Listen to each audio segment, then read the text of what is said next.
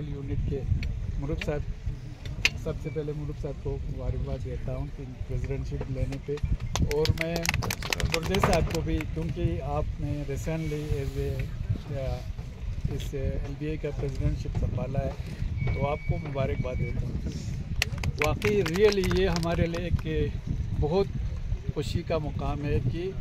एक communal harmony के लिए एक आज से ये हमारा जो वंपा बनने जा रहा है वो एक ब्रिज की तरह काम करेगा। हम जानते हैं, मैं सबसे पहले मैं अपने आप को खुशकिस्मत समझता हूँ कि ये मेरे टेन्योर में ये मुमकिन हुआ, चाहे जिसका सिलसिला ख़ासकर जब मैंने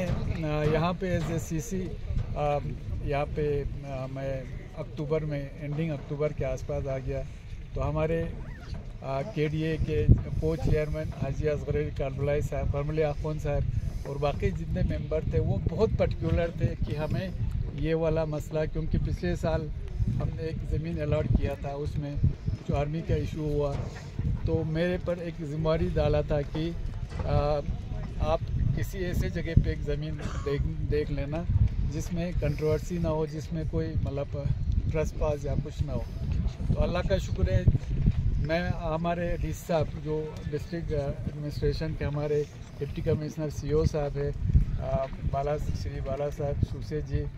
और उनके रेवेन्यू के जितने अफसर्स हैं उन सब का मशकूर हूँ। मैंने आने के बाद 2-3 मीटिंग किया था, उसमें हमारे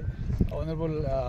AC साहिबान भी थे एक बार, फिर हमारे ऑनरेबल AC रेवेन्यू थे। तो हमने बहुत सोच के हमने बहुत जगहों पे जगह देखा, तो हमको सबसे सूटेबल ये जगह लगा, क्योंकि इसमें ट्रेसपास करने का बहुत चांस कम था, बाहर से वालिंग किया हुआ था और जगह हमको बाकी जगहों से बहुत मौजूद लगा। तो ये मैंने वहाँ पे LG साहब गवर्नर साहब से भी बात किया था पहले, क्योंकि यहाँ पे जब से UT बना है, कहता है लैंड अलॉटमेंट का जो प्राइवेट पार्टी को लैंड अलॉटमेंट का हमारे पास हिल कौंसिल के पास पावर नहीं है। तो मैं वहाँ ले जाके मैंने LG साहब से भी बात किया, तो उनमें थोड़ा सा मतलब उस वक्त हिचकिचाहट लगा मुझे, तो हमने यहाँ से ये अलॉट करके DC साहब को भेजा, फिर DC साहब ने वहाँ पे हमारे एडवाइज़र साहब जो हमारे रेवेन्यू सेक्रेटरी भी है उनको भेजा, ये हमने फैब में भेजा था, तो अभी तक उसमें वहाँ से उन्होंने